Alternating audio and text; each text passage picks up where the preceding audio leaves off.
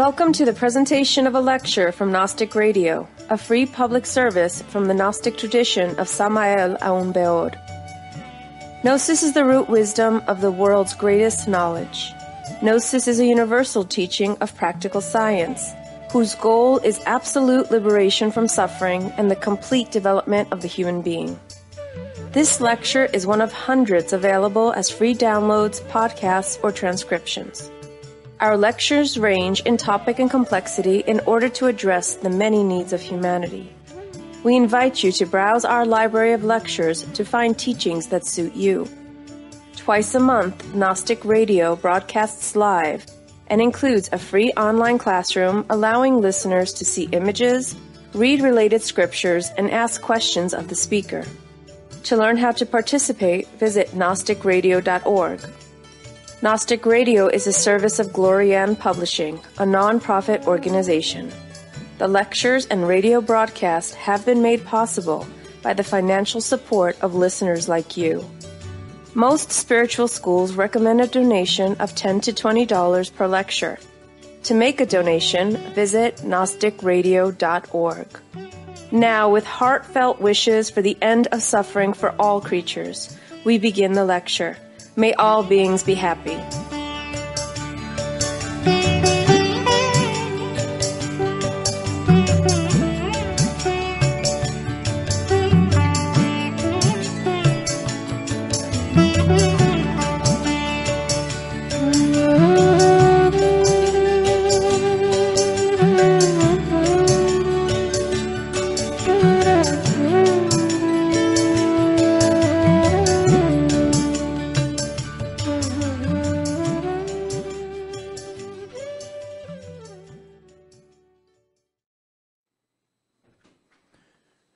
Today we'll continue our course about the Bhavachakra, which is one of the central symbolic forms in esoteric Buddhism. The Bhavachakra is usually referred to as the Wheel of Samsara, but as we've explained through this course, that term is not accurate. The word Bhavachakra means wheel of becoming. So this wheel symbolizes how all things move through cycles in nature. The word bhava means becoming. It also means a state of being. So as we've explained in this course, we have our own bhava. And this state of being, or level of being, is constantly changing in accordance with our behavior, not our intentions, not our wishes, not even our prayer.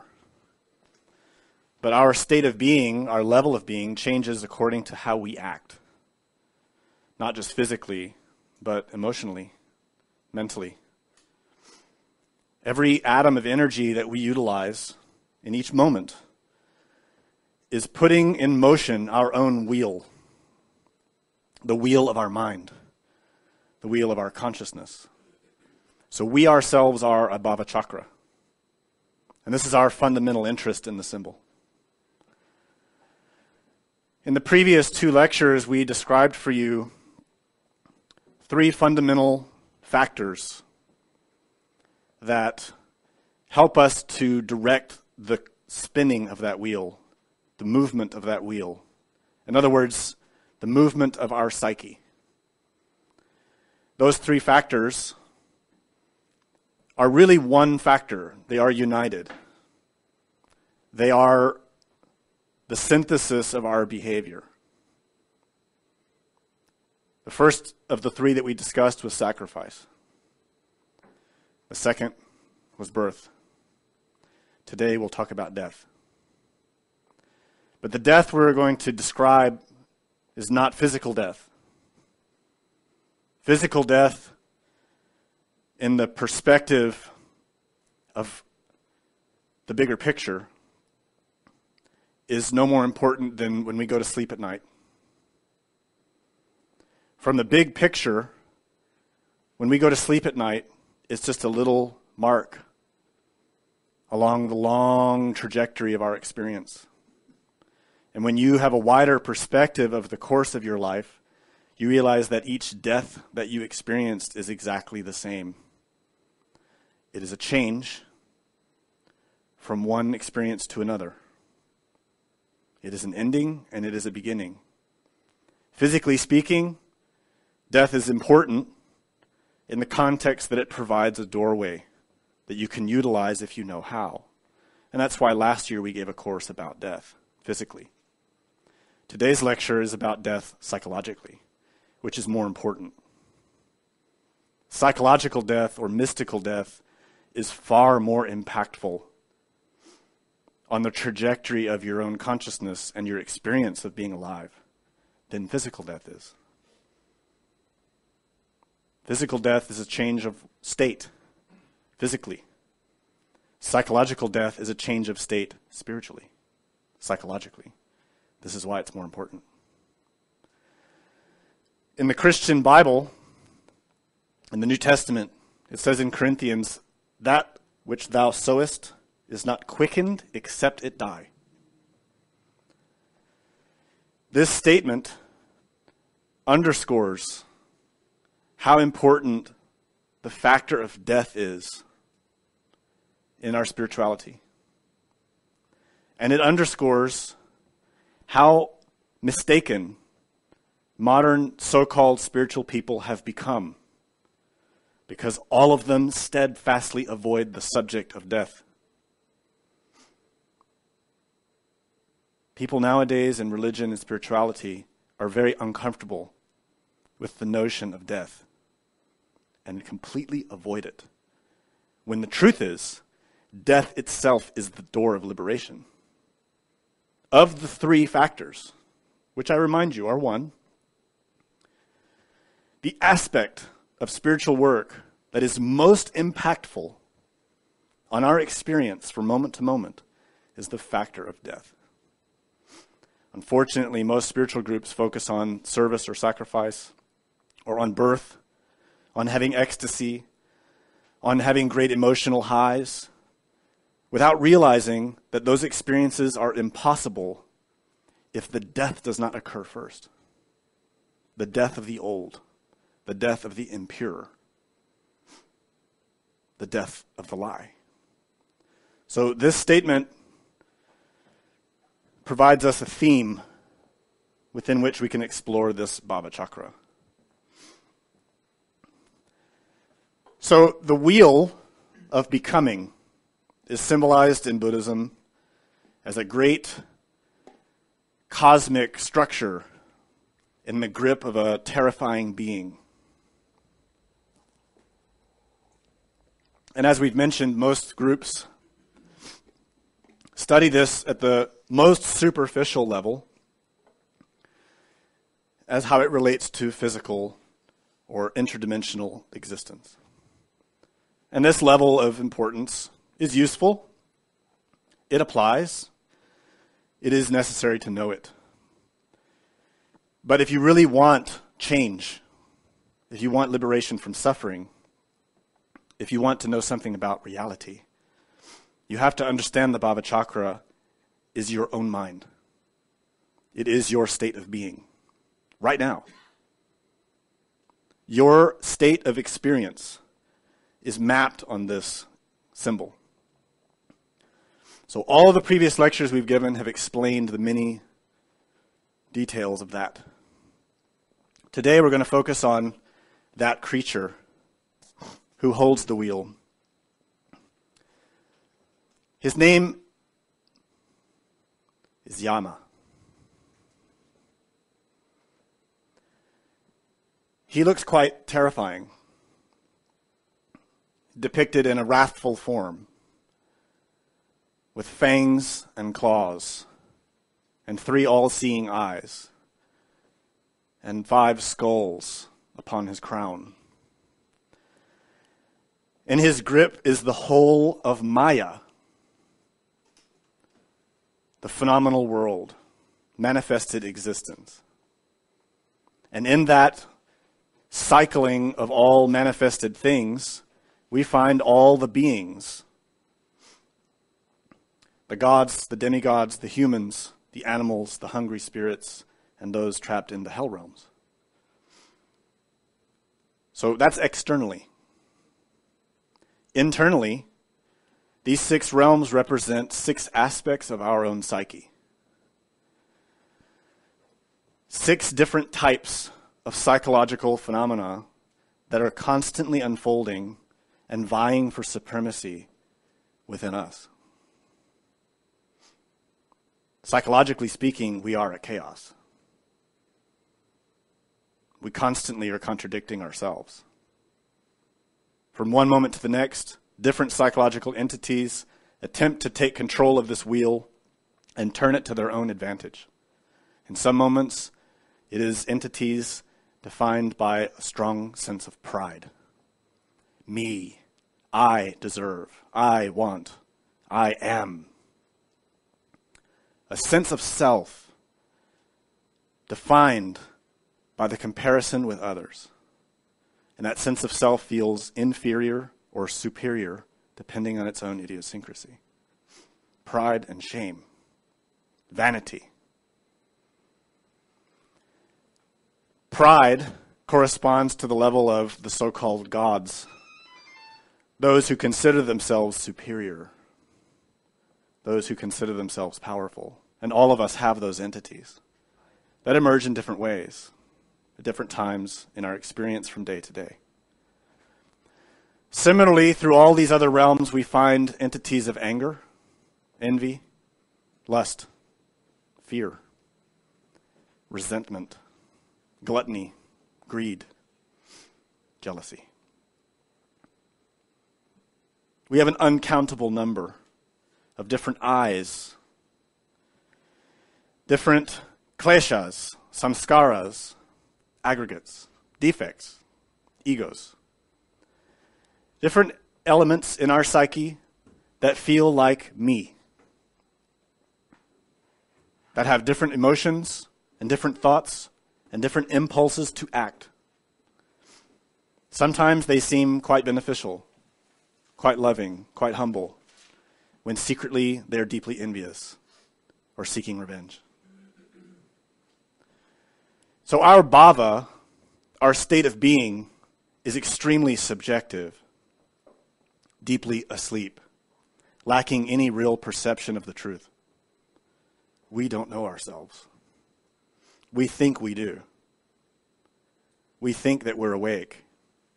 We think we know what we are and who we are, when in fact the totality of our sense of self is a self-propagated lie.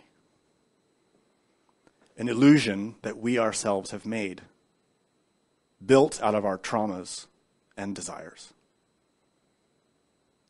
And we fight tooth and nail to protect it. We can't imagine what would happen were we to lose it.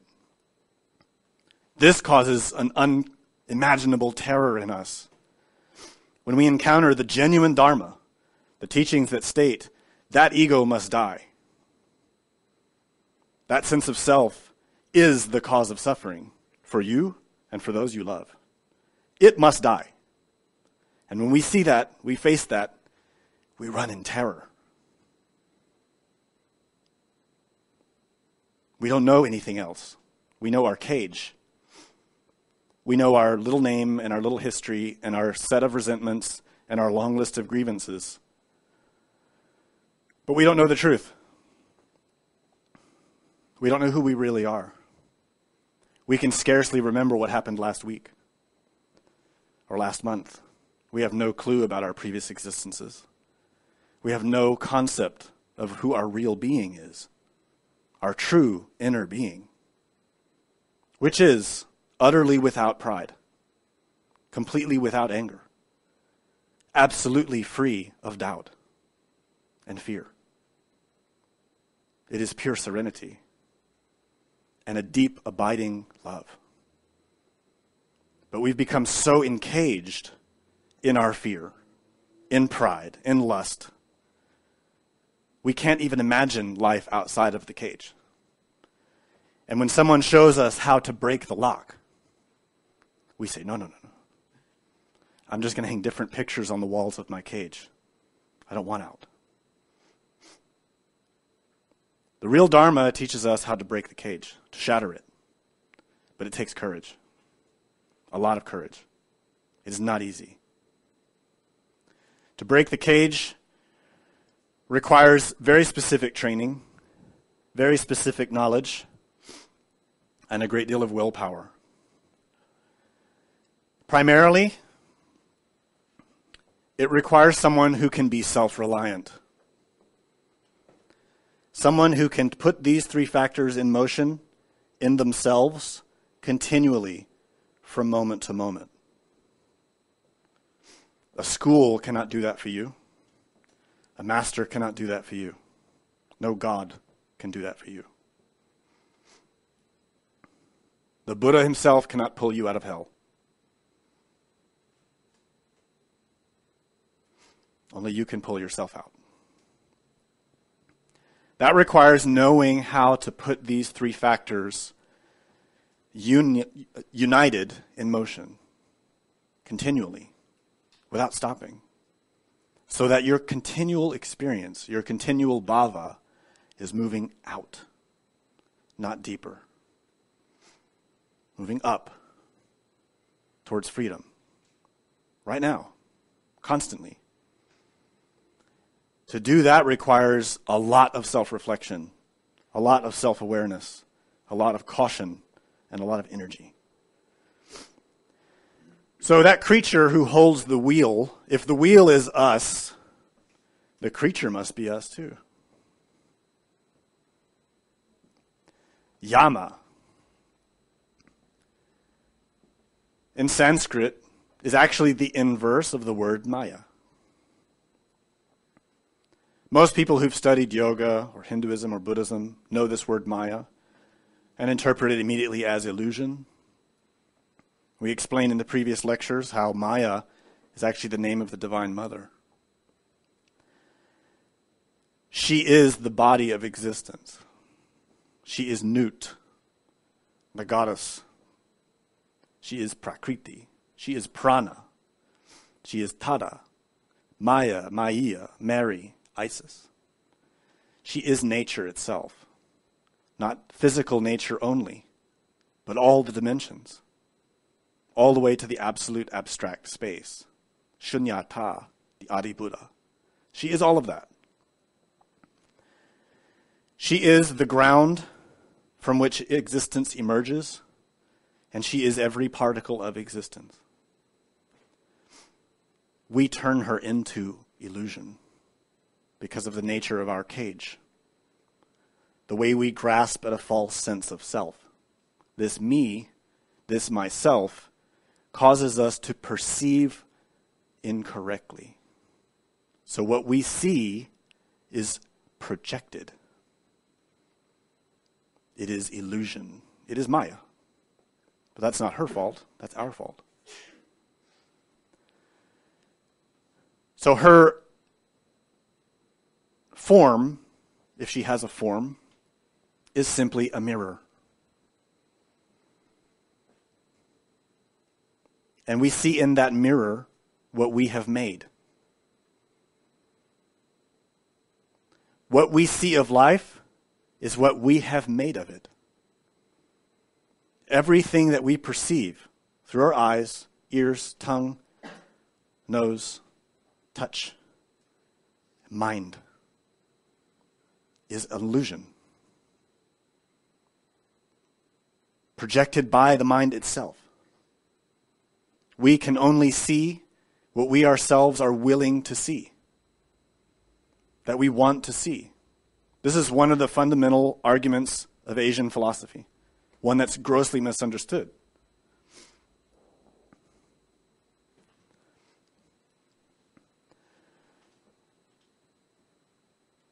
That illusion emerges out of ourselves because of this grasping at a false identity. Because of a psychological construct that we ourselves have crafted over thousands of years. This I. That in each body takes on a new personality, a new name, a new face, a new body, But nevertheless, inside of that personality is that same set of psychological traumas that continues to deepen its addiction to suffering. So we repeat these cycles again and again, always blaming others, always blaming God, always blaming our spouse, our boss, our karma, never recognizing that the spinning of the wheel is done by ourselves. So in other words, that demonic, wrathful creature that grips the wheel is us. It is our own Satan. It is our own Antichrist, the mind, which in the Bible is also called Jezebel, she who calls herself a prophetess. That is Yama, this creature with the head of a bull. He represents our own mind. Directly translated, Yama is usually said to be the god of death. So he appears in this terrifying aspect. But the word Yama itself is very, very deep meanings. The first is what I mentioned. It's the inverse of Maya. So it's the same mirror. It is Maya itself. She and he are the same thing. But interestingly, Yama also means Pluto, which in the Greek and Roman mysteries is the god of the underworld. Yama can mean crow, which in the West symbolizes death. Yama can mean restraint, curb, or rein, which in Hindu Tantra is the first stage of Patanjali's yogas. Ashtanga yoga begins with Yama, restraint of the ego. In other words, ethics. It can mean charioteer, driver, bridle, self-control, forbearance, self-restraint. So here we see that Yama has a duality. As the god of death, Yama stops life,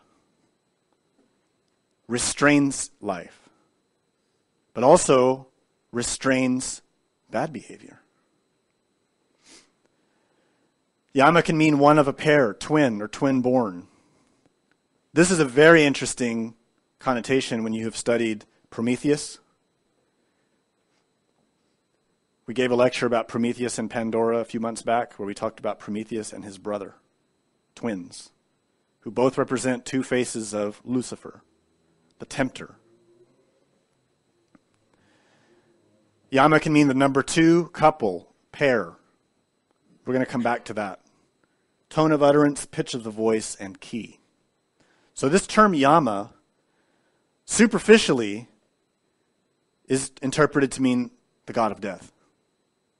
But if you know the deeper meanings of the word, and you study any Asian scripture, whether Hindu or Buddhist, you'll discover that if you read Yama with these other meanings in mind, you will start to penetrate the actual meaning of the scripture, not just the Sunday school story, but the reason the scripture was written, which is to give clues to the psychological work.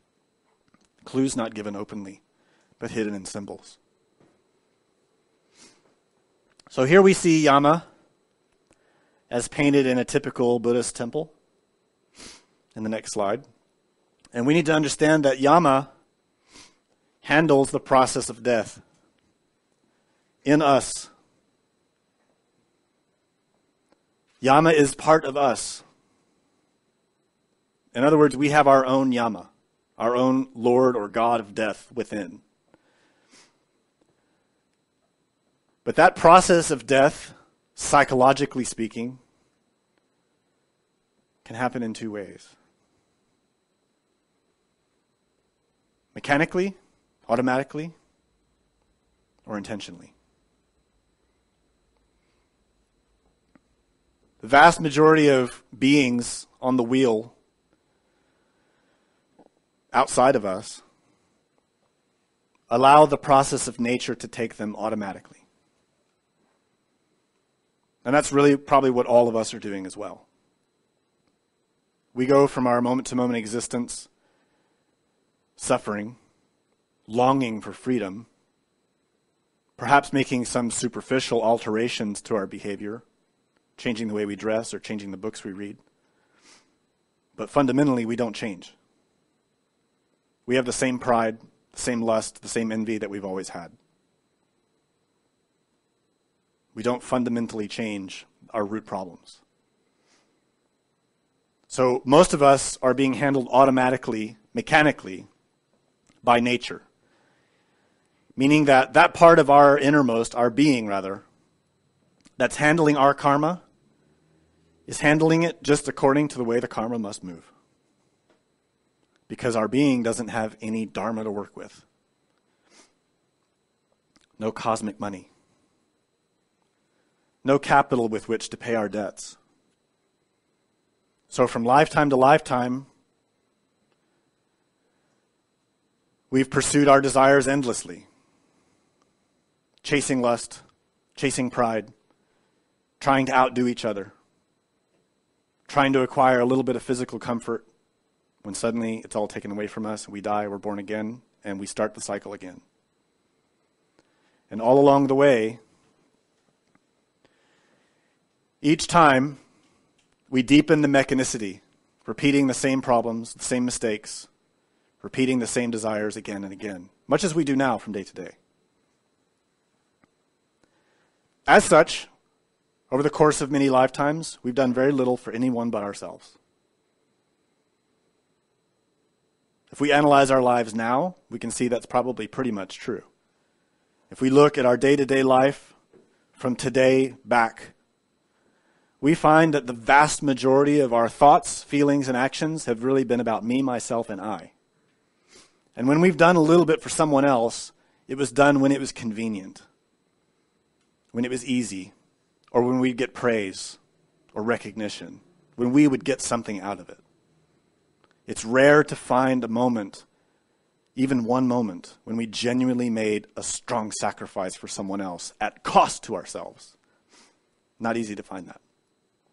That is how we acquire Dharma, though. In the lecture Sacrifice, we explained that. To acquire cosmic capital, Dharma, the coin with which we can purchase help, liberation, we acquire that through sacrifice, through giving up our desire, through making a sacrifice of our time and energy for others.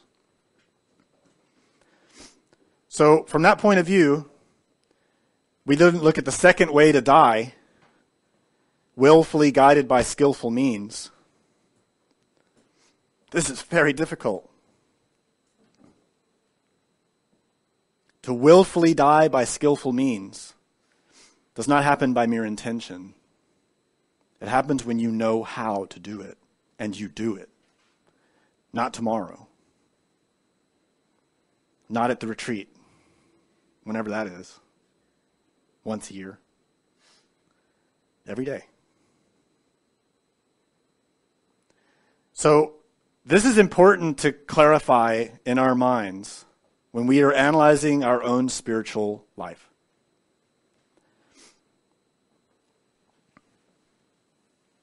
To be cold and scientific when we look at our behavior and say, am I really making fundamental change in myself? Am I really conquering my lust, my pride, my envy? Or am I just fooling myself? Not easy questions to answer. Nor should they be. If you find them easy to answer, you're fooling yourself. Make no mistake. To change in this way is very difficult. But there are unmistakable ways to know when you're successful. And we'll get to that. In one tantric scripture it states, the Lord of Death resides in your own heart. Your life is being cut short by you yourself. It is you who drinks the poisonous water. With certainty, beware of this demon. This scripture is called Stages of the Heroic Mind. It comes from the tradition of Lojong, which is a Tibetan Buddhist tradition that was not available to the public till very recently. So the Lord of Death, Yama, resides in your own heart. Your life is being cut short by you yourself. This demon is yourself. Yama. So another scripture states, we all suffer in this cycle of existence. As I search down to its foundation for the root, I see the king, the thought I am, which resides in the palace of my heart in the midst of false conceptions. With whom shall I battle, for I am my own enemy? Who will save whom, for I am my own savior? I am my own witness for my actions and my inaction. I will be free when I tame my own self. This is from another scripture of the same tradition. What these scriptures point out is that the fundamental basis for psychological change is in our hands. It isn't in doing mantras. It isn't in doing pilgrimages. It's not in making big donations. Liberation is by changing psychologically. Sacrifice is necessary. Spiritual birth is necessary. But neither one can change us if we don't die as a mind, as a heart. So Yama is our own inner demon, who's not one thing, but a multiplicity, with many forms and faces. Remember, Yama is the mirror of Maya. Maya takes many forms, appears with many faces, many voices. That is our ego. That is our mind. It is completely inconsistent. It is a constant battle. It never shuts up. Anyone who's made the attempt to meditate knows well how difficult it is to tame the mind. And even if you develop some degree of concentration, you still cannot meditate. Because the mind has many levels. It is very deep. From the point of view of physicality, right now, if we look into our mind, we will hear a voice. Maybe repeating what I'm saying, or maybe responding to what I'm saying, or commenting, or trying to talk about something completely unrelated. Like, gosh, I wish I'd gotten that bagel when I had the chance. That's not your consciousness. That's an ego. Those voices in your head are not your being. They are your egos. And yet we are hypnotized by that voice, constantly chattering. All day, all night. How many human beings are making the effort to cut through that chatter, to silence it? How many can't even turn off the radio or the TV because they've become so addicted to the constant noise? I've met people who get in the car and cannot bear the silence. This is a symptom of their mind. They become so habituated to the constant chatter of their mind, they need to hear it outside too. Turn it off. Turn off the radio, turn off the TV, turn off the computer. We start to feel agitated. It's too quiet. This is why we can't meditate. We can't even tame ourselves physically, much less psychologically. So in this passage we see, as I search down to the foundation for its root, I see the king, the thought, I am, which resides in the palace of my heart in the midst of false conceptions. The king, the thought, I am. This thought, I am, is our ego. And if you become sincere about your observance of yourself, you'll find that this thought is continually manifesting in different ways. I am suffering. I am good. I am bad. I want. I need. Give me. Give me. The I am is always there. But don't mistake this I am for the real I am. The I am that Jesus taught about when he said, I am the way, the life, the truth. That is a different I am. That is the I am of the being. The being which simply is. The being does not want or lack desire. So that I am is what we need to be watching for. We need to be a witness of our actions and inactions. We need to learn to see, with whom shall I battle, for I am my own enemy. You see the question that this raises? If we accept the philosophical concept that I am Yama, I am my own god of death, I am the creator of my own suffering, I am the one turning my own Bhavachakra into hell, then how do I fight against myself? Who is fighting who? And this is the precise conflict that the beginners encounter. Who fights who? If I am so much ego, who do I fight that with?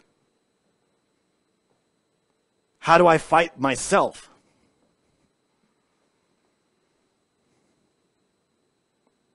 Difficult, thorny problem when we're asleep,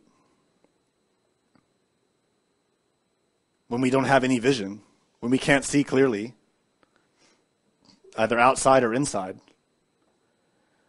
Who will save whom? For I am my own Savior. And yet we have the arrogance to presume that we will save humanity, that we will become great masters and bodhisattvas and we will save humanity. We can't even fight against ourselves. We want to change other people and make them better, but we can't even make ourselves better. It's a problem, but there is an answer. There is a way. We need to know about Yamantaka. Yamantaka. This image represents Yamantaka. Looks the same, right? A wrathful creature with a bull's head. Because it is the same creature. Remember I said Yama means twin? This is his twin. Yamantaka means the destroyer of Yama. He's also called Yamari, which means the enemy of Yama.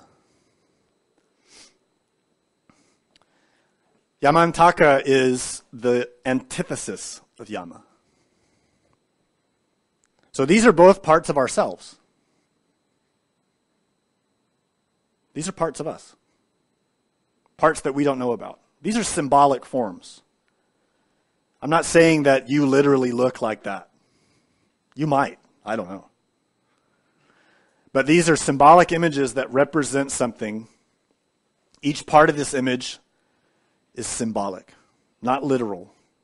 Westerners get really freaked out by these kind of pictures because they think they're all about the devil. It is. It is about the devil, but our own devil inside. So let me explain what these symbols mean so we don't feel scared.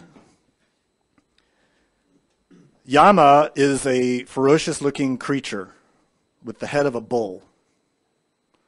If you know Egyptian mysticism, you know that Apis is the bull god. And amongst all the ancient traditions, the bull represented the being. Amongst the Minoans and the Cretans and the Greeks, amongst the Hebrews, the Jews, the Egyptians. The bull represents the Father. Keter. Amun-Ra, the highest. But unfortunately, because we've fallen into disgrace, We take all those forces that we receive from the absolute, from our innermost. We invert all that. We corrupt it.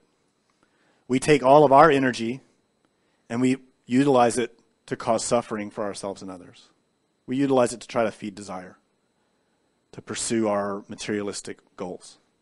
So over a long period of time, we have converted the bull apis into the bull yama. We have made it into an animal. We are animals, psychologically speaking. Truthfully, we're worse than animals.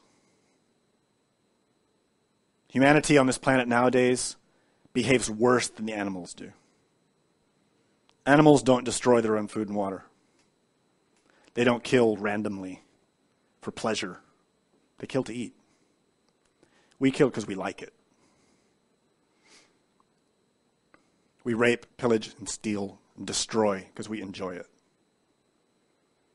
I know all of us in this room feel offended by that, but probably most of us have watched violent TV, video games, books, and we enjoy the entertainment of killing. We like it. We don't like studying about virtues. We like studying defects, indulging in those things. So Yama is that bull-headed creature, and it represents how those forces of Keter have fallen into disgrace and become animalized in us, ferocious. So that's why Yama is depicted with this ferocious aspect, out of control. So in the myth of Yama, he is a fallen king, and our inner king is Keter, our innermost, our being, but who's fallen into disgrace because of us. So Yama, the enraged king, is going around Tibet, killing and rampaging in his enraged state. So in order to stop him, another aspect of divinity decides to try to figure out a way to block him from doing this. And he has to come up with a very smart way to do it. Because this is the god of death who's taking the very power of the whole wheel, all manifested existence, in his claws in order to kill everything. So to accomplish this, Manjushri, which is here, which is an aspect of the being, decides to take on the very same form as Yama, but multiplied. Where Yama has one head, Yamantaka has many.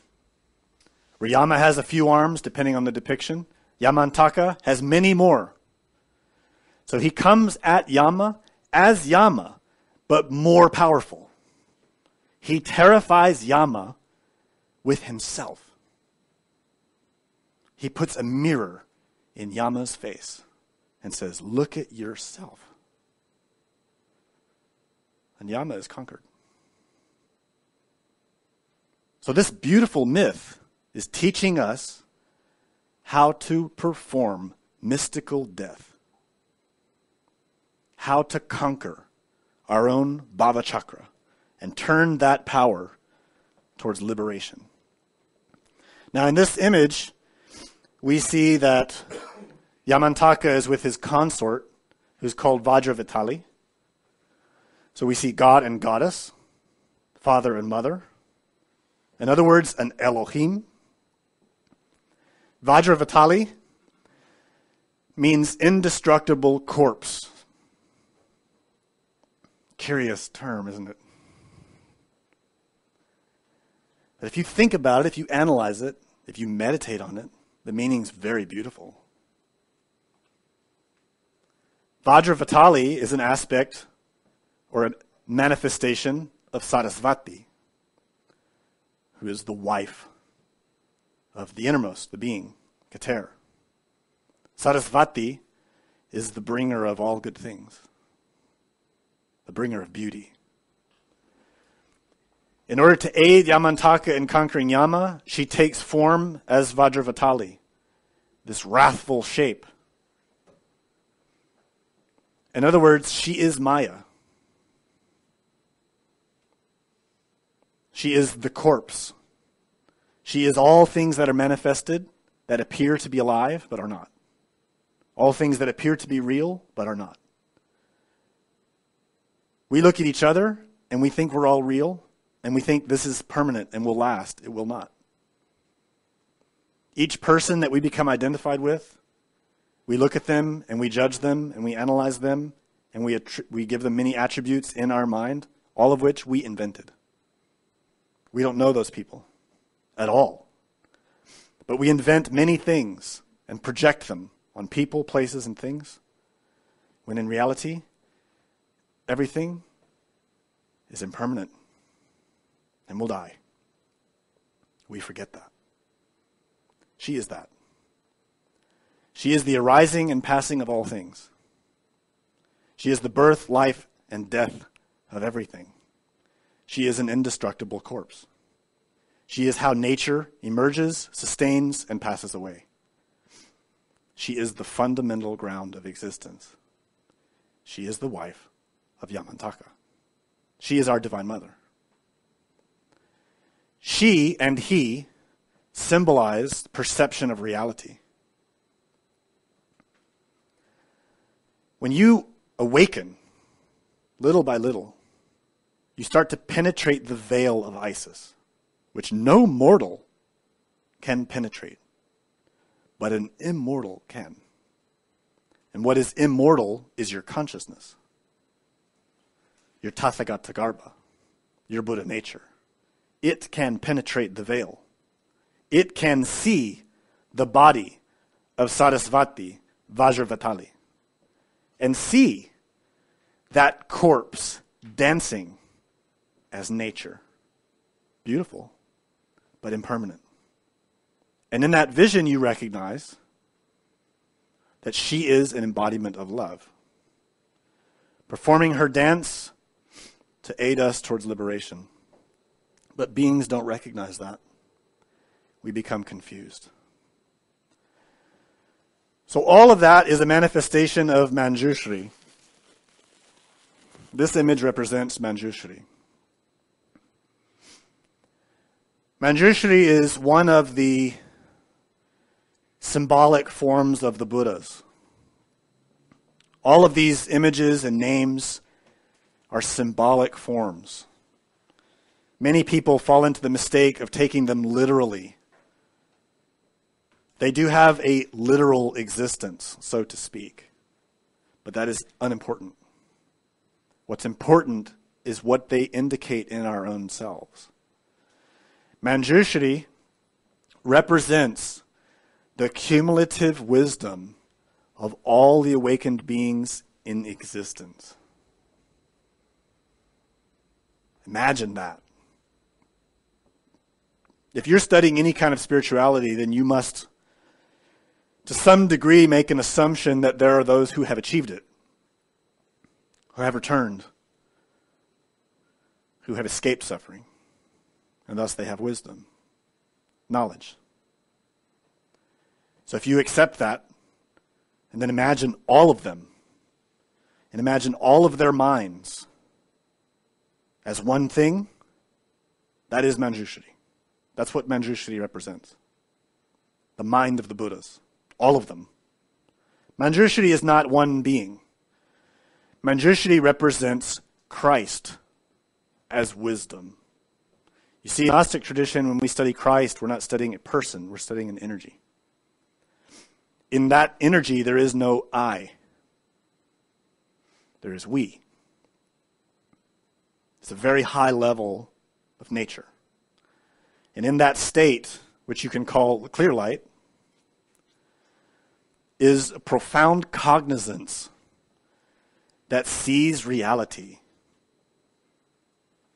that does not become confused by forms, but sees the ground of forms, the basis of forms, the truth. So Manjushri represents discriminative perception, which in Sanskrit is called prajna. We described that in a previous lecture. Prajna is the highest of the paramitas, or perfections. It is the ability to see the absolute. And that ability of perception is indistinguishable from perfect compassion. That's what Manjushri represents. The sword, in this particular representation, he has a sword. It's the most common. So you see it in this one too. The sword represents that perception that cuts through appearances. Cuts through Maya, Yama.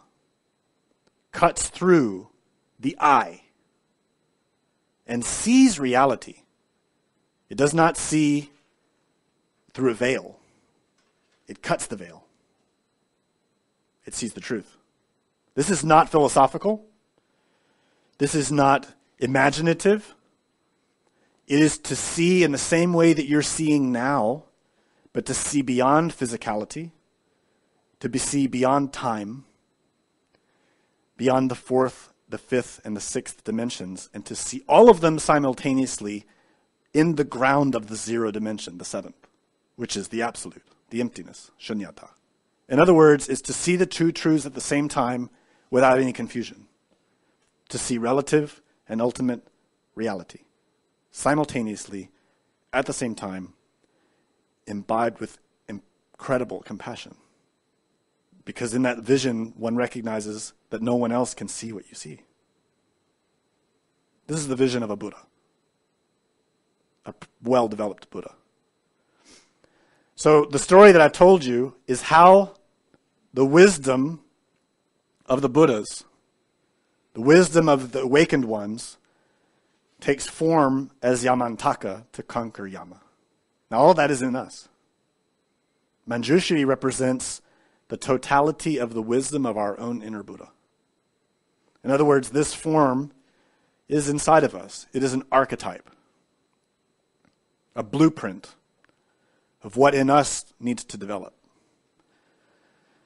Each time we utilize our consciousness and we acquire knowledge, real knowledge, not something we read in a book, but something through our experience that we learn and see and perceive and know as real. We acquire cognizance, conscious knowledge. It's called in Sanskrit jna. And that's the same as gno, know of gnosis. In Sanskrit, jnana, knowledge. In Greek, gnosis. That's what's represented in this book, floating on a flower from Manjushri's other hand. That book is the knowledge that our innermost acquires through the use of that discriminative perception. Awakened consciousness that cuts through illusion to see reality. This is what we need to acquire death. To conquer Yama, we need knowledge. So this is a process. There are stages. It would be great if we could just say, sign me up, and we just get killed. And then we're liberated. Doesn't work like that. Nothing in nature works like that.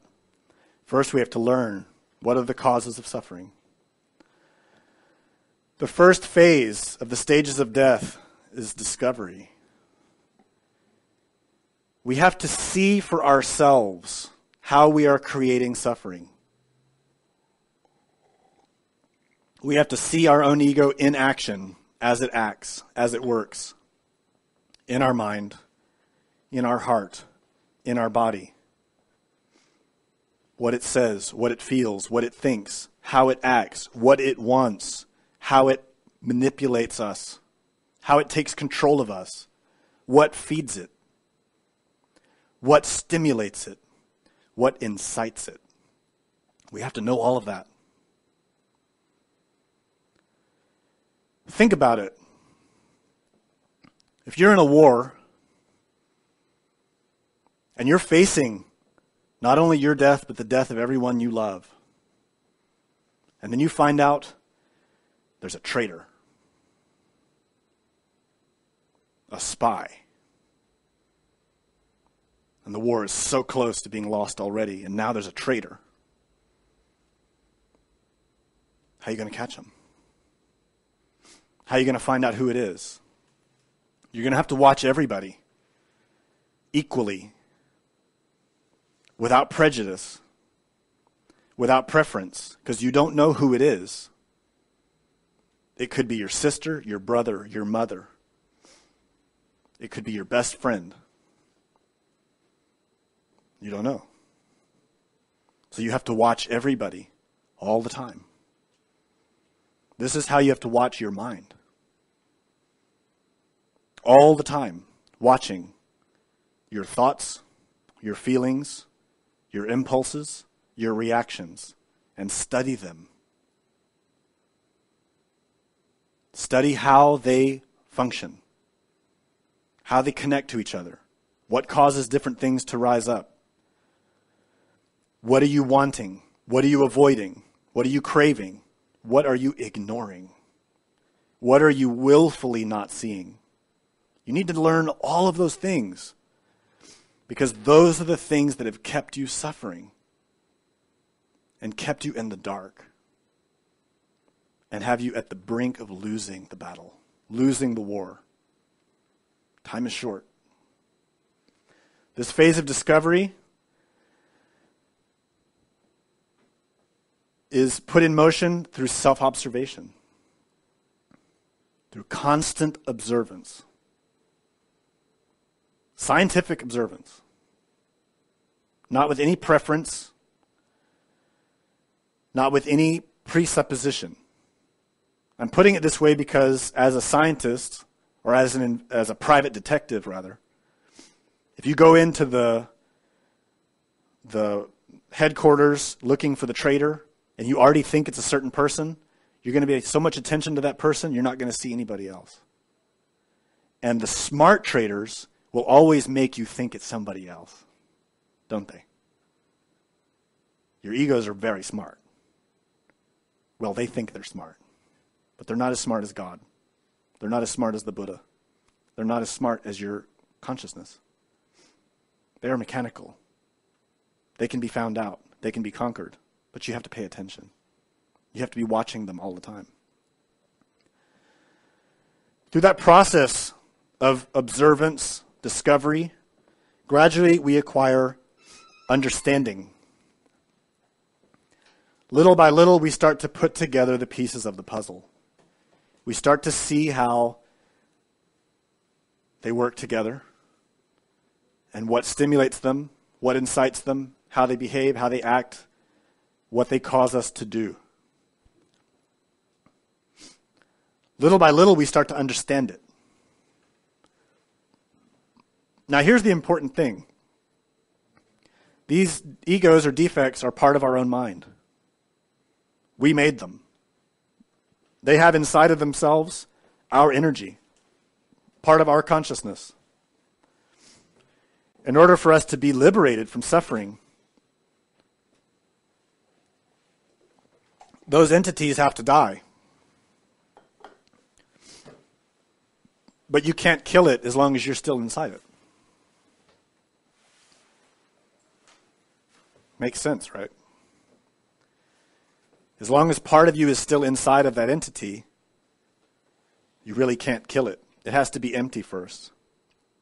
To reach the third stage of execution, you first have to take the consciousness out of it. So let's give an example of this. When you become really angry, anger inflames you.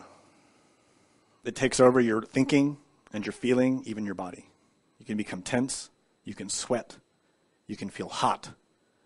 You can feel ready to run and jump, grab somebody, give them a beating, whatever it is that anger wants. Your heart will race and pound. Your mind will race with thoughts of injustice and planning for revenge and redemption and exposing the other person so that they suffer the way I'm suffering. Everything that anger Always ones. That state, that bhava, shows you have zero comprehension of that entity, because it has inflamed your three brains completely. You're burning with it. That means no comprehension. That means that ego can't die, because you're feeding it. You're nourishing it with your energy.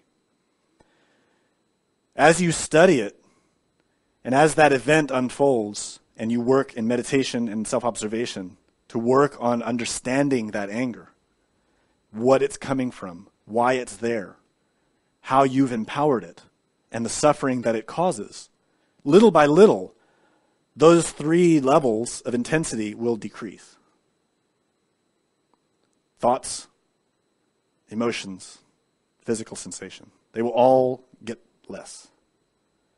Until the same type of scene happens that stimulated that anger in the first place, that event happens again, but you don't feel angry. You might feel a little kick, but then you realize, oh, why should I be angry? I really understood this already. I know that I don't need to be angry about this. So the person called me a name. So what? Their name only means something if I agree that it means something. Isn't it true? If my spouse says I'm an idiot, she's right. Why should I be mad? I am an idiot. But if I get angry, it's because I disagree, because of pride. So then I've got anger and pride. But if she says it, I'm like, she's right. Anger is not stimulated. That means that anger is empty. I've recognized the truth of it. I've recognized it. I've seen that anger is nothing. It doesn't bother me. Then that thing can die. I have not fed it. I have not stimulated it. I have not empowered it. I have not protected it. I have exposed it. I have seen through it. It is empty. It is nothing. It can die. So that's the process in synthesis, how we must approach the process of death, psychologically speaking.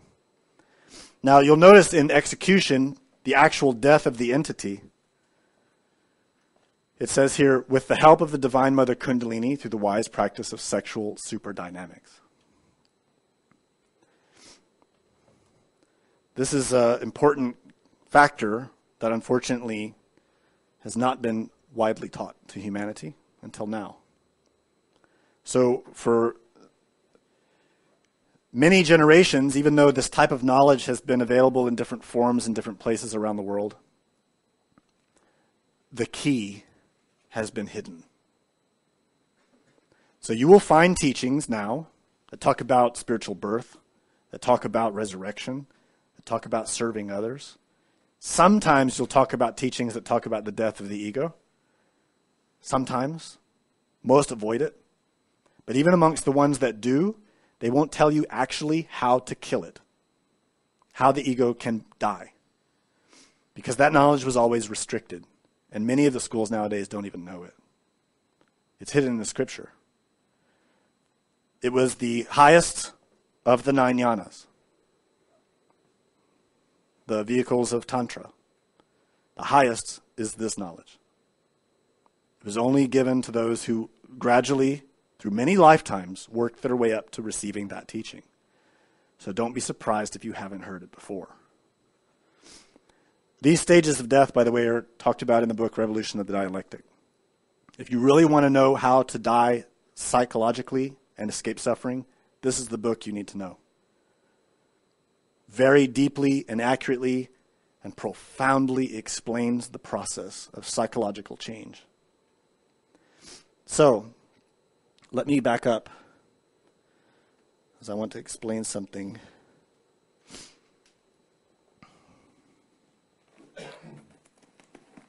Oh, didn't bring it. In that school of Tantra in which the process of death was taught, there was a tradition, still is a tradition,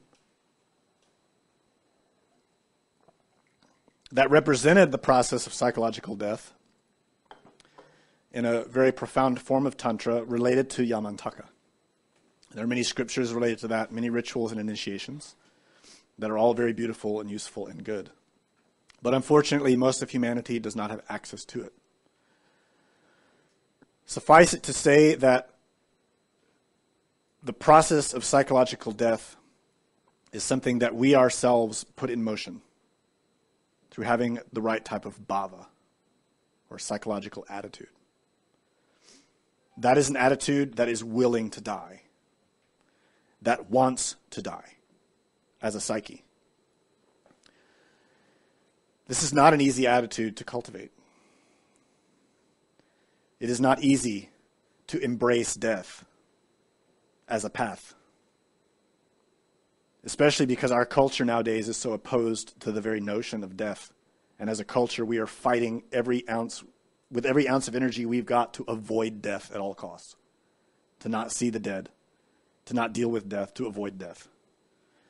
The truth is that psychological and spiritual liberation is a process of dying, many deaths. The stages of initiation, spiritual initiation, are stages of death.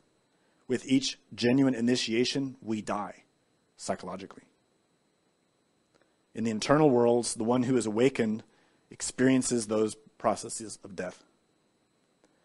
John the Baptist represented it with his beheading. That is how the I is decapitated, level to level. With each death, a birth happens. With each death, a sacrifice happens. So the three factors are unified. Physically, terrestrially, we don't really need to worry about all that too much. It will happen on its own as we die psychologically. What we need to do is put in motion those three stages of the process of death. First is discovery. You cannot see the reality of things unless you are willing to recognize that you don't already see it.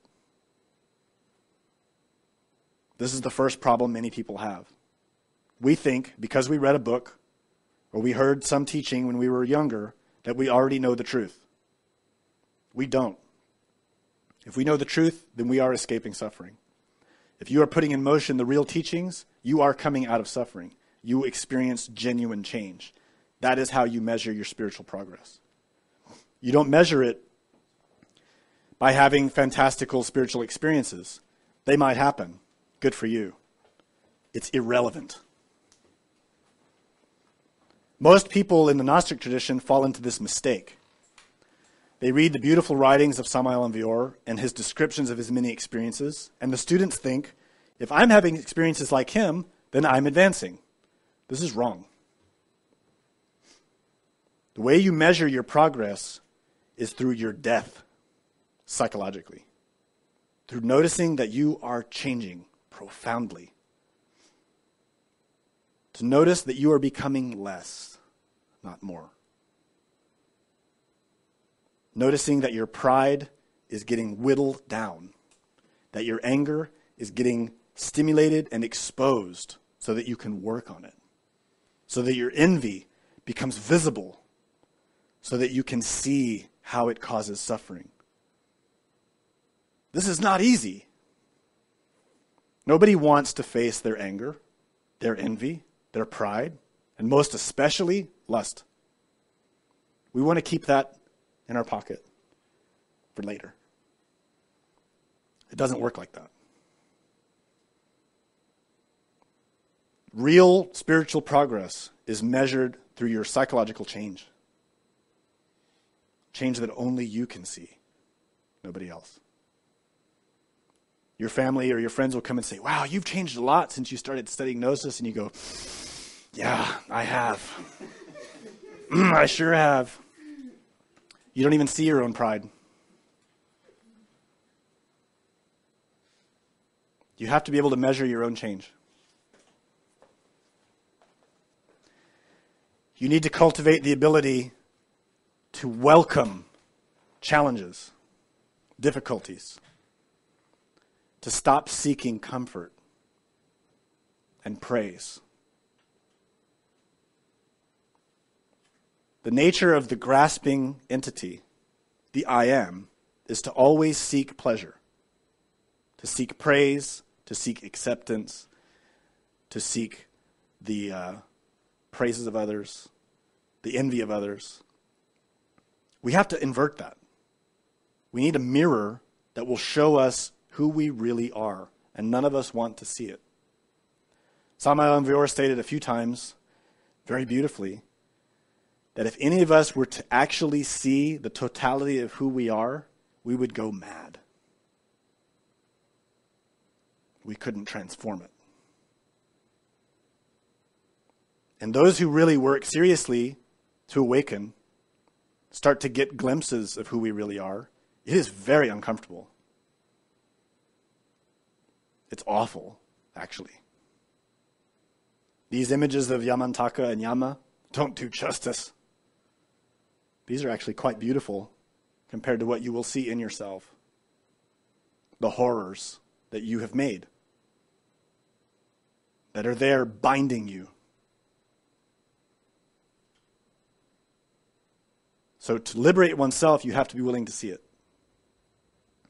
You have to be willing to look yourself in the eye and see the reality. Not easy. So the myth that I explained to you about Yama and Yamantaka gives a clue. And it is the essence of that tantric method. That clue is, in the tantric method, which we don't teach this particular technique, but I'll explain it so you understand it. Those who have gone through the long process of training in Tibetan Buddhism in that particular school learn how to imagine themselves as being Yamantaka. And they cultivate a perspective of being that in order to conquer Yama. So they imagine themselves becoming this wrathful being in order to conquer their own ego. This is a very useful image for us to understand how to approach the process of psychological death. We have to embrace that wrathful aspect that is committed to self-criticism, to self-decapitation, to self-crucifixion.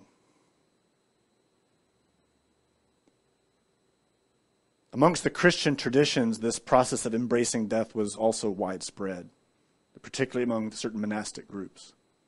So you may have heard the phrase memento mori. That phrase has gotten different interpretations over time, but it originated in a group that knew that the process of psychological change, spiritual change, came through psychological death.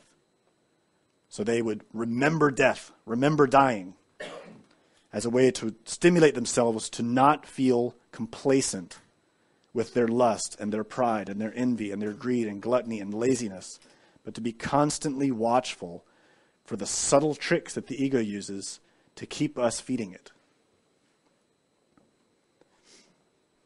So moving ahead, in order for us to succeed in this third phase of the process of death, once we have discovered how our defects are manipulating us and causing suffering, and then we've comprehended a defect, and we're ready for it to be eliminated, we need to know how to do it. The mind cannot slay itself. We need an executioner. We need that sword of Manjushri to decapitate the ego. That sword is the Kundalini itself. It is a fire, an energy, the intelligence of the Divine Mother. It is the embodiment of prana in us. It is the fire of creativity, of creation, the shamayim that flows in us as Shekinah. Those are Hebrew words, if you don't know them already. That force resides in our sexual glands. And this is why the monks and nuns began as beginners restraining that energy.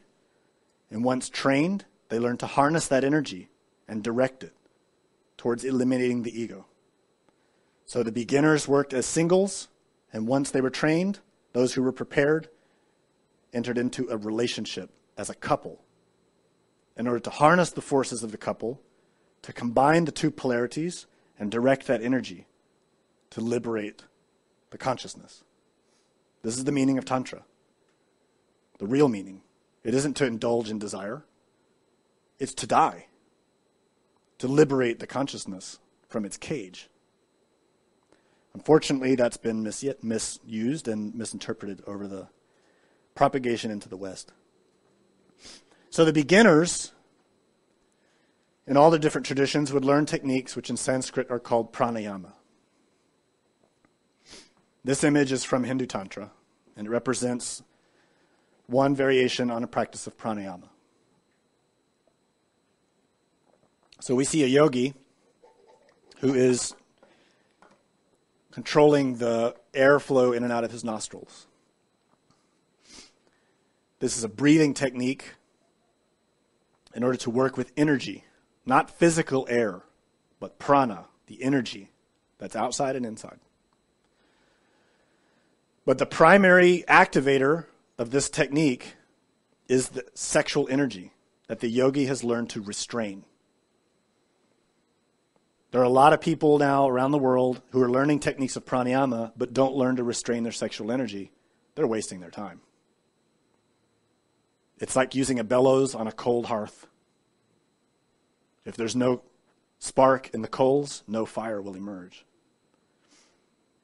The spark that produces spiritual life is the same spark that produces physical life. It is sexual energy. To the conservation and transmutation of that energy, one can awaken consciousness rapidly. Without that restraint, we only have death. The wrong kind of death. So pranayama, literally interpreted, means harness the life force. Prana refers to life force, and ayama means to restrain or harness. But I want to point out some additional meanings here. The Sanskrit word prana can mean breath of life, breath, filled, full, wind, spirit. Exactly like neshama in Hebrew. If you remember in the book of Genesis, the Elohim breathed into Adam the breath of life, neshama, and Adam became a living being, nefesh haya.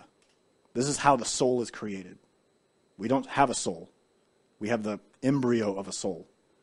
For that soul to become bhava, we need this prana. We need the breath that comes into us through Elohim. Elohim is the union of male-female. It is the yabyum. It is those two principles united in the sexual act that bring the breath of life. That's the prana that we harness in the sexual act. So prana can also mean vigor, life, power, air, vital organ, vital air, respiration, vitality, energy, etc. Now, what's interesting about this is if you've been paying attention, you'll notice that pranayama has yama in it, the god of death. Our own inner yama. So ayama means restraining, stretching, stopping, extending, breadth, or length. But if we look at that as prana yama, we see death, life. Two sides of the same coin. We see breath of death, power of death, vital organ of death, vital air of death, vitality and energy of death, spirit of death. Very interesting. What's interesting about that is that the technique of pranayama has multiple functions. Traditionally, there are many varieties of pranayama, but they all boil down to simply this. One learns to visualize and imagine as one draws in the atmosphere, the air through the nose, that one also draws the sexual energy up from the sexual organs, up the spine to the brain. And holds it. That's the restraint. So one is taking the energy around and the energy within and pulling it all together. And then from this place, one directs it to what needs to be worked on. The most common technique of pranayama we use here is that energy is directed to the heart, to stimulate and awaken the heart, because our hearts are cold. Some versions of that technique circulate and utilize that force along with mantra while the practitioner is visualizing their meditation. Visualizing that ego that needs to be destroyed, that needs to be understood. So that energy that's being harnessed is being a vital force to empower the imagination, to give us insight, to be the flames that wrap around the sword of Manjushri, that sexual energy that awakens the consciousness to give us the vision of discriminative awareness to cut through the illusion, to see the reality. So the pranayama is used as a technique to help the comprehension of the ego and also its execution. So this technique is very important. In this tradition, we teach several different varieties of it. Oops. 1 second. I hit the wrong button. There we go. This is Yamantaka. So in that tradition of Tantric Buddhism related to Yamantaka, the practitioners would visualize themselves as being Yamantaka and do practices, types of pranayama, breathing combined with mantras, where they visualize being this entity, conquering their ego. What is all this under the feet? The egos, our own egos. Many defects that we have. What are these heads in a necklace? Those are the beheaded eyes, the defects that must die in us. What are the serpents? They are the serpents that entwine on our spinal column. What are the eyes, the many heads of Yamantaka? It is his all-seeing perception that sees in all directions and sees all things and is not confused. So this represents how these energies are united, harnessed, and transformed to help us destroy the ego.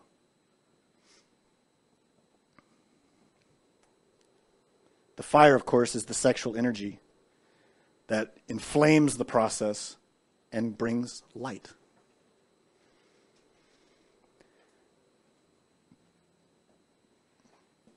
As we explained in the previous lectures, the process of the Bhavachakra is a ever-turning cycle, which is our own mind. And we find that continual turning of the wheel is our experience from moment to moment, which in the West is symbolized as the sign of infinity. That sign of infinity over the body represents just the continual flow of energy through our three brains. We are continually experiencing thoughts, feelings, and sensations in the body, but without any real awareness of what they are, where they come from, where they go, and ultimately what they are producing. That process of energy in motion is symbolized also in Tibetan Buddhism as a Vajra. So that symbol on the right-hand side is called a Vajra, which means thunderbolt. It is the same thunderbolt used by Indra and Zeus. It is the power that the being has to conquer the demon, to wield the power of a god. That power is in us. It's in our three brains. But we misuse it. We're always misusing the brain, the heart, and the sexual organs, using them to feed desire, to chase pleasure, to fool ourselves with our many illusions, to constantly grasp at an identity that is not real. But if we learn to invert that, to sacrifice that, and instead become our own enemy, to conquer ourselves, to deny the ego its food, to deny pride and deny anger and deny envy, and instead affirm the Buddha inside, the being.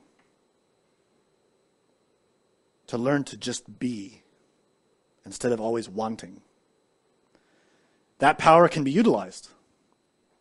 We can have this power in our hands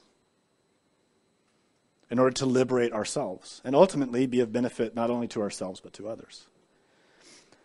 Now, what's interesting is that as a single person, that is a great deal of power to have. Really. And if you look back through history and you find those individuals who utilized their power effectively for the benefit of others, they can make enormous changes and help many people. Any one of us has that same ability. We simply don't want to. But if we choose to do it, we can. However, if we work together, the power is even greater. This image is of Vajrasattva. Vajra, of course, is that thunderbolt. Sattva is being or essence of. This is Vajrasattva united. Man, woman. Father, mother. God and goddess. In Hebrew it's called Elohim. This is a union in purity. United with love. A rejection of lust. A denial of pride. A conquering of envy. A dispersal of fear. It is an irradiating example of the creative power of the gods. Something that we can imitate. Something that can empower tremendous change. This was the great secret protected in all the ancient religions and mystical traditions. Sexual cooperation. Chastity. So this Vajra cross represents that. The union of those forces. How the monk and nun would stop being monk and nun and become husband-wife, priest and priestess, in order to go faster, further, deeper, fighting the ego, awakening.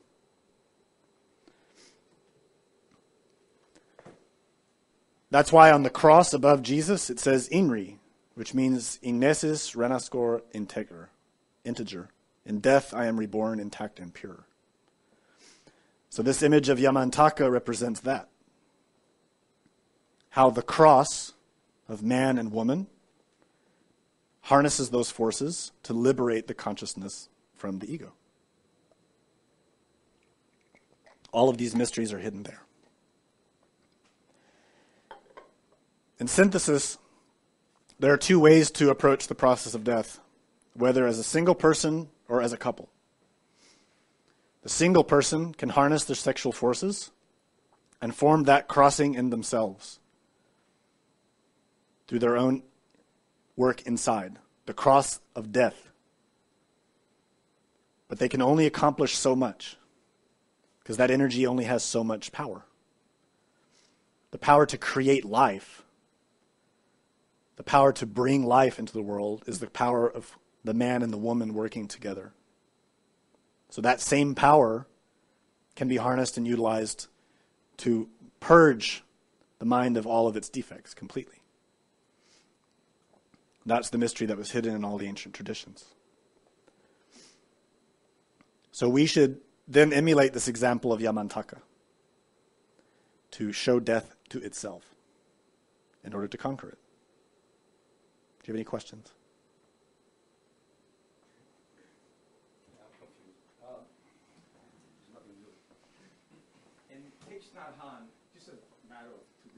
Is this related to the lecture? Yeah. Oh, okay. Thich Nhat Hanh, in the book You Are Here, he talks about how you should not set your mind as a battlefield, right? And that we are anger, we are hatred, but we also love and kindness. talks about how anger it pops up to treat it like taking a baby from a crib, right? He's got a mantra for you saying, it's like, dear one, I know you're there. Dear one, I'm here for you, right? And then in Shantideva, in the Bodhicitta Vitara, right? Shantideva sets the mind back on itself, right? And battles it throughout this whole verses, right? So where is there something I'm missing? Is it each his own? Okay, that's a good question. That's a good question. So the first example that you gave is of a teacher who teaches Sutrayana level Buddhist teachings. So those are the foundational level teachings, which are the introductory stages, where a student is learning firstly how to utilize consciousness to maintain constant awareness. And they utilize working with karma and learning about impermanence and the inevitability of death. So the practice that you're describing there is of that class of teaching. The second example you gave, which appears to contradict it, in which the person does battle against the elements in the mind from Shantideva, is related to the Mahayana level, which is the next grade up. And in that level of teaching, the student should already have formed the foundation level understanding. They already know how to be consistently cognizant and awake from moment to moment. They already understand the process of karma and the inevitability of death. So then they're better prepared to maintain a steadfast self-awareness as they engage in battle against the ego. Okay, makes sense? So you've got two different stages of work. First is preparation. Second, they're entering into battle. Today's lecture is from the third level, from the Tantrayana level, in which the student already has the foundational level. They don't forget. They have an understanding of the basics. They know how to be continually aware of themselves and not lose and become distracted. They also already know how to engage in battle based on the longing to help others, to develop bodhicitta. But they need to go faster. They need to work harder and go deeper. So that in the Tantrayana level, you actually become the enemy. You no longer seek to separate yourself. Right? So in the earlier levels, the student says, well, I'm me over here, and you're the ego over there. Right? The middle level, the student is starting to say, well, okay, I'm going to engage in this battle. But ultimately, both of us are empty. But in the third level, the student says, I am no different from the ego. We are both empty. I am that ego, and I'm going to die. So you see how that's different? Each level of instruction is different. In the Gnostic tradition, we teach all three. It depends on the level of the student. So in the lectures and the books, we jump back and forth because it depends on which aspect of the doctrine we're addressing. Depends on, this is the tricky part for the student, is that you have to be able to gauge what you're capable of and not overdo it. And that's why when I'm explaining the lectures, I try to keep those distinctions clear. You need to first build the foundation. You need to first learn how to self-observe, how to be consistent, not forget, to be here and now, to be present, never forgetting. That can only be developed if you're working all day long in self-observation, but you're also practicing meditation every day. Little by little, you develop that capacity of concentration so that you do not forget that you are here and now in the body. From that stage, those deeper techniques can really be utilized effectively. Previous to that, they're only confusing. So that's why in today's lecture I was giving kind of an overview, but not going too deep into the details of how to do each part. Because the student has to gauge that. That book, Revolution of the Dialectic, beautifully outlines these things. But he's way more cryptic than me. He's a master. Any other question? In Egypt, there's the twins, Horus and Set, yeah. Set is the god of death and drought, famine. Mm-hmm. And you said, now, my question is with Anubis and John the Baptist, like them being related as the embalmer or the, the one who gets decapitated. How does that All the Egyptian symbols are reflections of these same symbols. They're all pointing at archetypes that are inside of you. The real question is, who are you in relation to them? Which type of archetype are you reflecting in your day-to-day life? Horus or Set?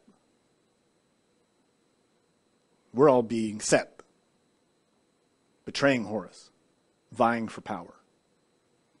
So we need to change that. We need the help of Anubis. We need the help of Yamantaka or John the Baptist, whichever symbol you want to apply there. The symbols are really irrelevant. They're just symbolic. It's like taking the flag for the country. They're not the same thing. What matters most is a deep and constant self-reflection. Am I changing? Am I not?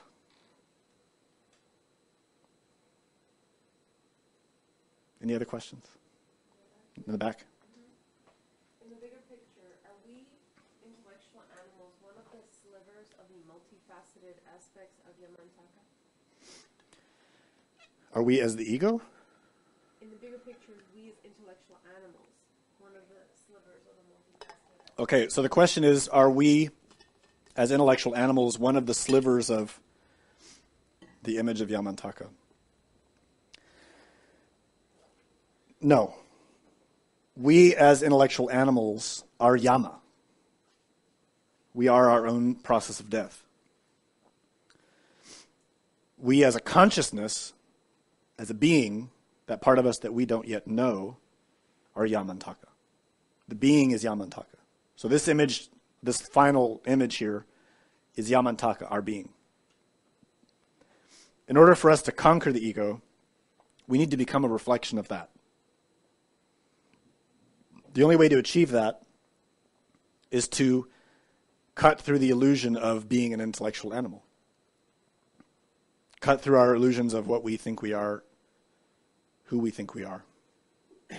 We need to instead learn to be, to awaken, to learn to see, to develop the type of discriminative perception that's so powerful that we literally start to peel away the veils that cloud us.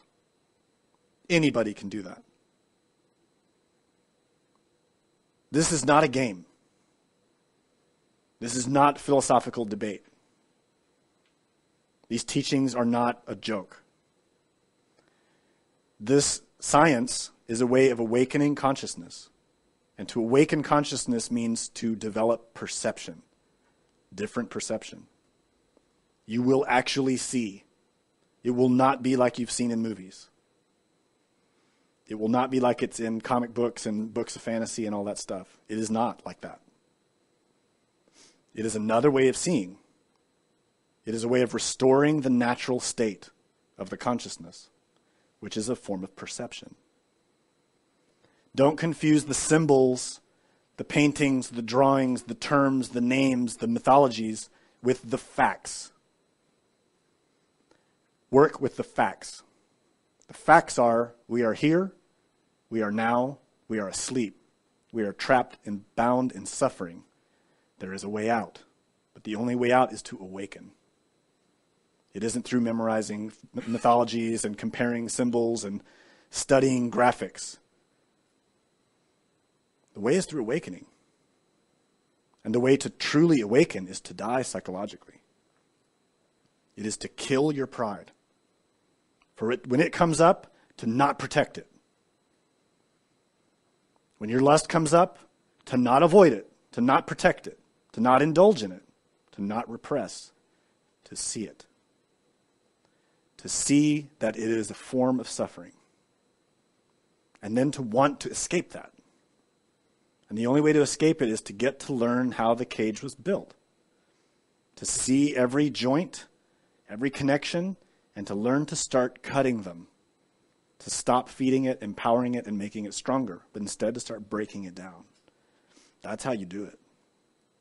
You don't need to remember any of these symbols, any of these names, any of it. Forget it. It won't save you. What will liberate you is to escape from your pride, Come out of it.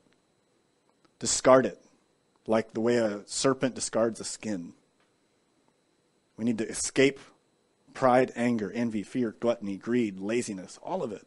They have to die. They are not real. They are not our real self. They are self-created illusions. Another question back there. What would you suggest to do when the consciousness gets tired from intense self-observation? What to do when the consciousness is tired from intense self-observation? Relax. Rest. The student in the beginning needs a great deal of willpower to develop self-observation because that skill is weak in us. Like any muscle, when you start to exercise, it's really hard at first. You might be all enthusiastic for the first week or two, and you're going to go to the gym every day and work out. You're going to do your 2 hours of meditation every day, or whatever it is you've decided. But a few weeks into it, you're wiped out. You're burned out already.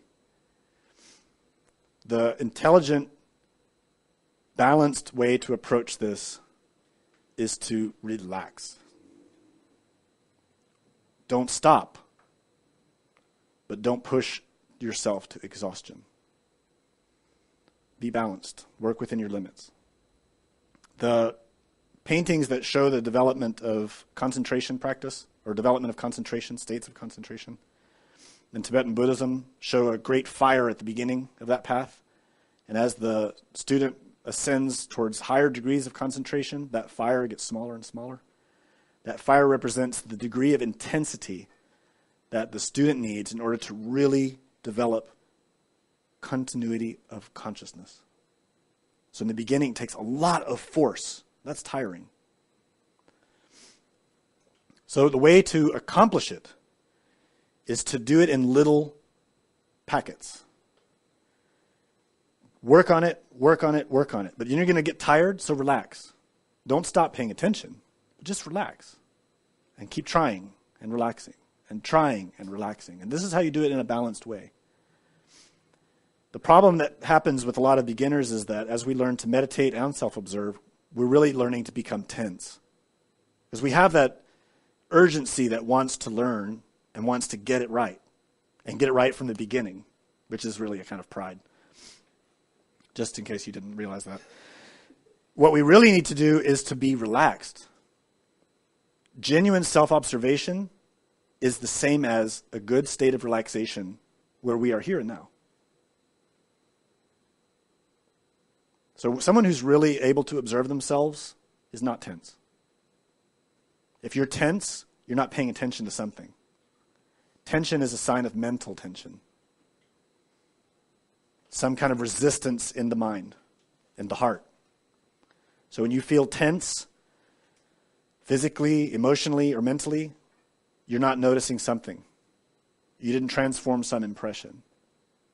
You're either resisting something or grasping something psychologically. And so that reflects in us physically. So learn to relax along the way. Another question? Is it fair to assume that you're not headed in the right direction if your life is full of joy? So in essence, Okay. Is it safe to assume you're not headed in the right direction if your life is full of joy? so in essence, without suffering.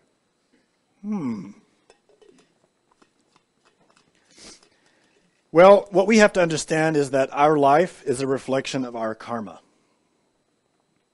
So someone who's experiencing a life filled with joy needs to analyze that joy. Is it real joy?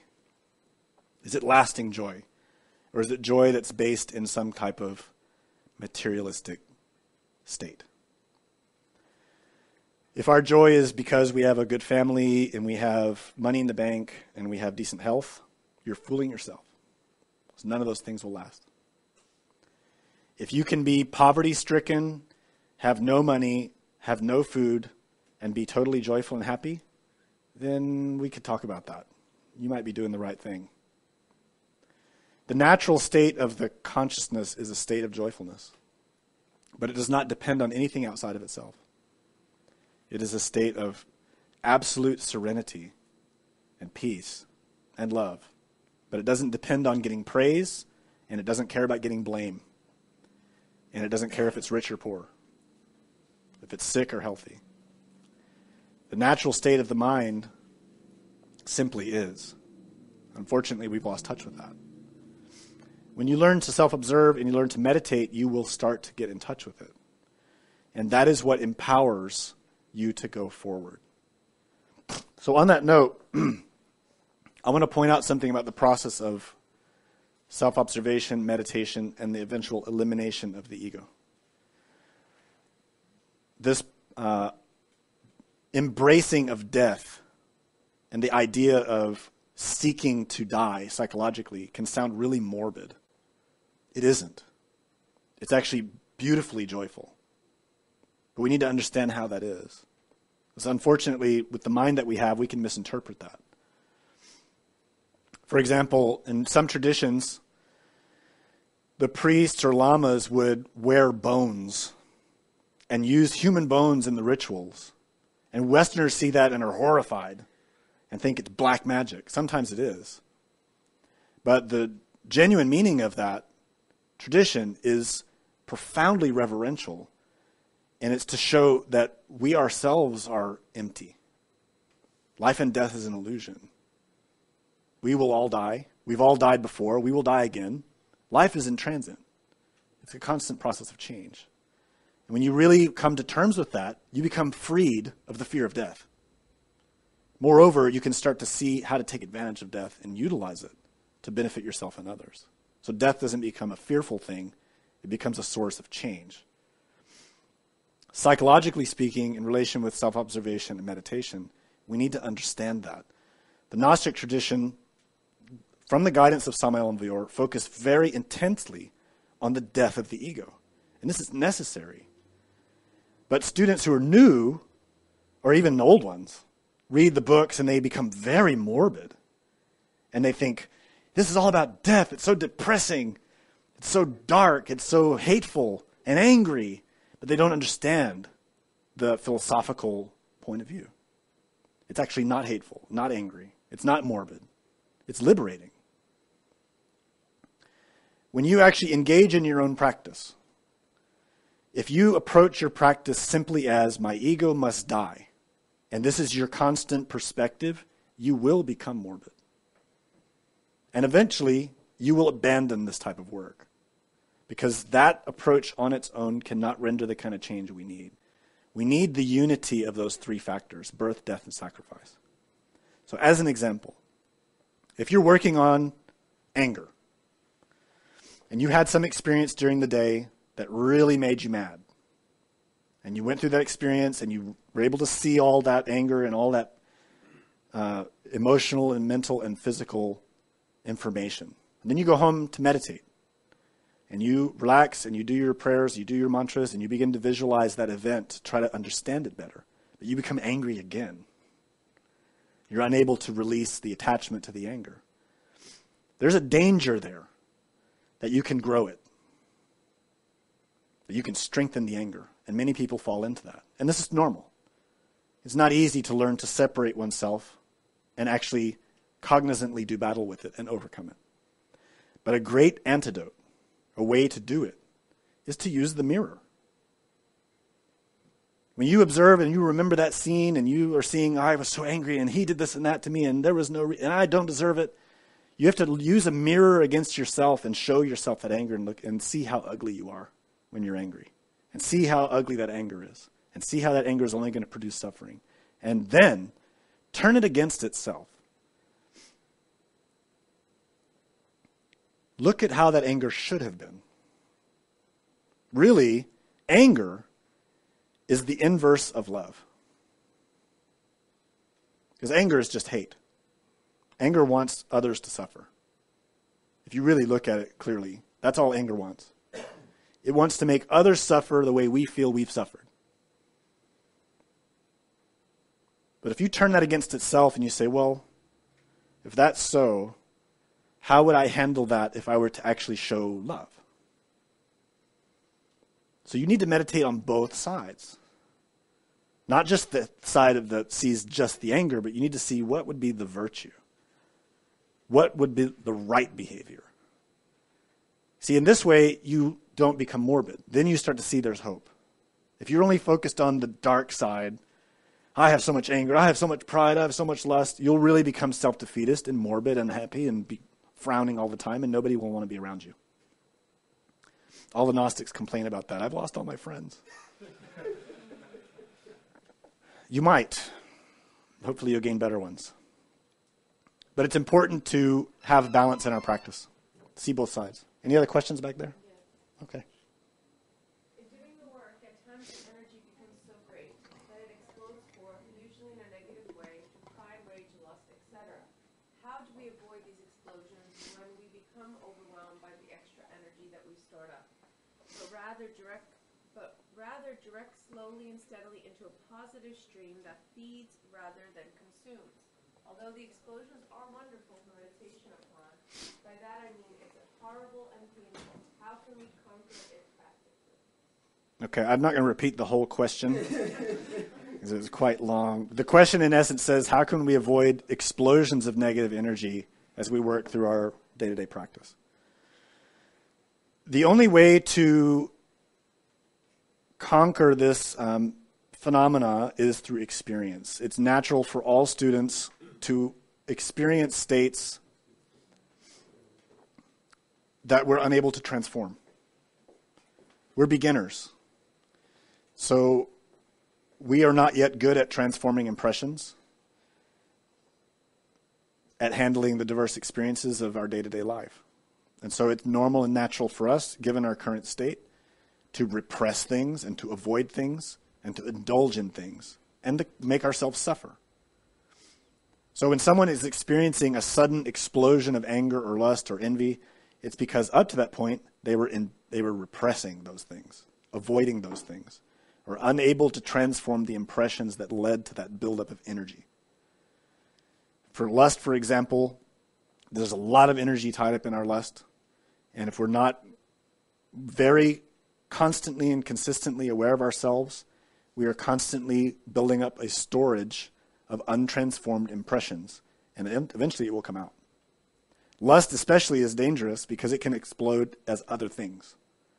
Someone who's learning these techniques, this tradition, learning to transform sexual energy, it's not easy. Especially the first few years. Very difficult because the energy is used to being expressed in a harmful way. So in the beginning, everybody learns to just repress it. And when you repress something, you put it under pressure. Makes sense, right? You're just putting it aside and sitting on it, trying to pack it into something it shouldn't be in. That energy needs to move. It needs to be utilized. So ultimately, that energy will explode out. It can explode as lust, as anger, pride, envy, etc. This happens to everyone. The way to avoid it is to learn more and more about being constantly aware. Constant. Watching and transforming. Do your practices. Do your pranayama. Do your sexual magic, whichever state you happen to be in. Learn to transform that energy. And when you have an explosion like that, meditate. Reflect back on what led to it. You might be surprised. This is how we learn to change. It's painful. This is the only way. Any questions here? Yeah. So, and you already answered this about joy, but it's work and it's difficult and it feels overwhelming, and so you work to develop patience. And patience to wait for that joy to arise is one of the things we have patience for. Is there, and you already answered it, but maybe rephrase it a little bit differently. How do we develop that joy? A positive state, a cheerful state. The Master Samael wrote in the book Aztec Christic Magic that we have to cultivate the habit of being happy. And I think that's a really important statement. It's very easy to become dark when we analyze ourselves because we see so many problems. And when you really are observing yourself and trying to meditate every day and it becomes overwhelming. Students always ask, how can I pick one ego? Because I see so many egos. And the answer is to meditate on that day. And just meditate as much as you can. If you can't get through everything, start with the most important ones that resonate with your heart, that these are the most important. Meditate on those. And if you're one of those lucky people, I'm joking, who doesn't find an ego that day, You need to pay attention more. You need to look more. Look the day before that. You will find things that need to be worked on. As far as how to sustain the work and have a joyful attitude, this also is through the transformation of impressions. A problem that can happen when we're working so much on the ego is it can become very much about me. I'm working on my ego. My pride is so bad. I am overwhelmed. I am. So that defeatist, morbid, frustrated state is pride. Recognize that. Work with a sense of indifference. None of us have I hope, have an egotistical reaction to brushing our teeth. We just brush them because they need brushing. Our meditation should be the same. We meditate because we must. Not because we're bad or good, but because we need it. And I hope that your practice reaches that point where you realize it's not something that's optional. It's like eating a meal. I need it to continue, to go on. I need it. And in those times when you're feeling deflated or defeated or despondent or those sort of negative emotional states, it's okay to pause in the psychological work in order to rejuvenate oneself. And in those contexts, I would suggest that you meditate on your being and pray.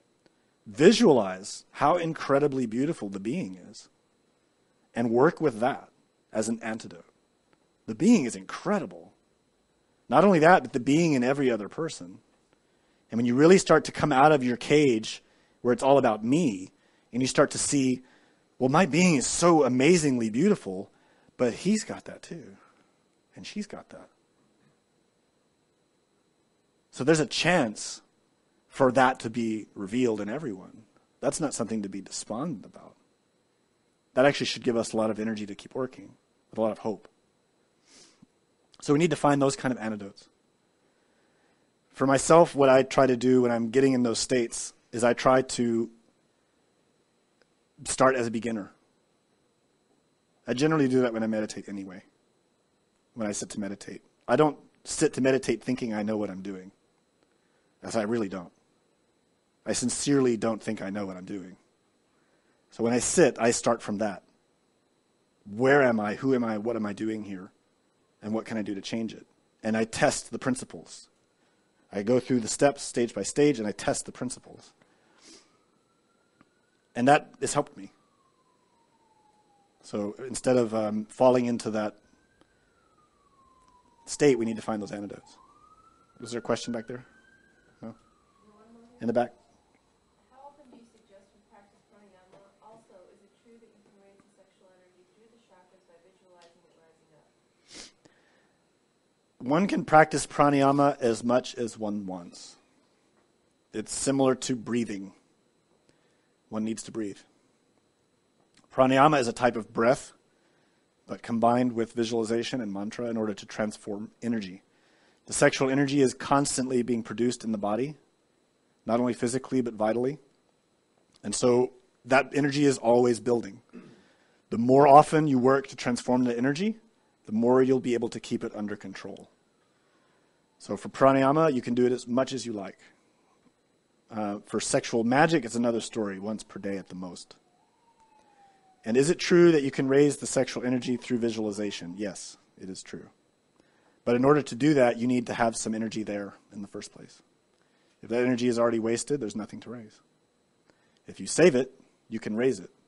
And with experience and with practice, you will be able to verify that for yourself. It's not an illusion. It's something you can experience. Any other question? No. Okay. Anything else? Now, if a person has not learned how to truly to meditate, effectively, they're a beginner, let's say, in terms of the stages of death, is that pretty much, obviously it's most effective in meditation when one has reached that level. But if you haven't reached that level and you're at the beginning, are you going through these stages in your superficial way in terms of on the level you're able to see it? Yeah, that's a great question. The beginner always begins where the beginner is. the stages still apply. So someone who's beginning in these studies and is working to observe themselves and gather information about the ego and conserving their sexual energy in order to use that energy to defeat those egos, they can defeat egos relative to the amount of energy and comprehension they have acquired.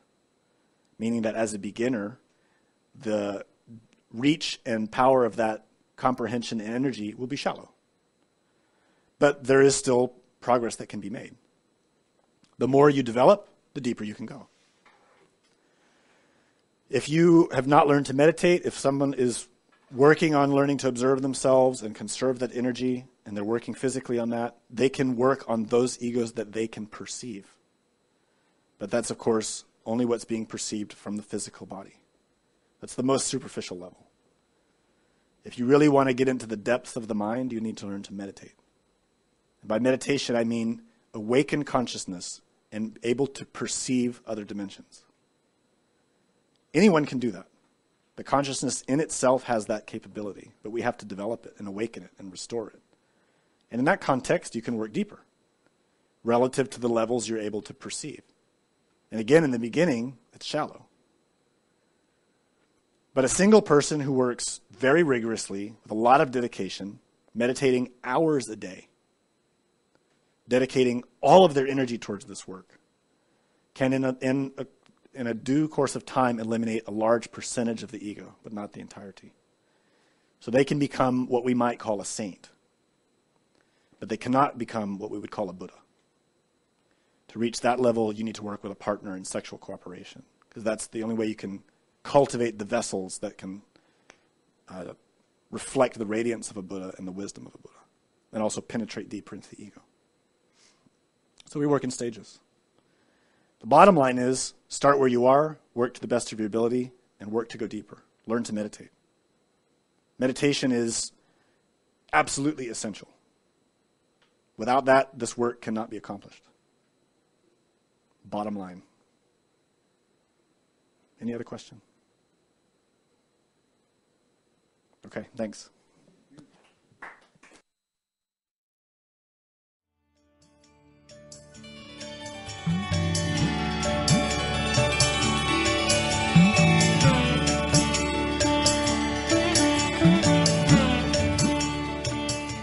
The presentation of this lecture was made possible by donations from listeners like you. Will you help others to benefit from this knowledge? Most Gnostic schools recommend a donation of $10 to $20 per lecture. Every single donation helps. Make a donation now at gnosticradio.org. For questions and deeper understanding of this lecture, we invite you to explore the books published by Glorian Publishing and available from booksellers worldwide.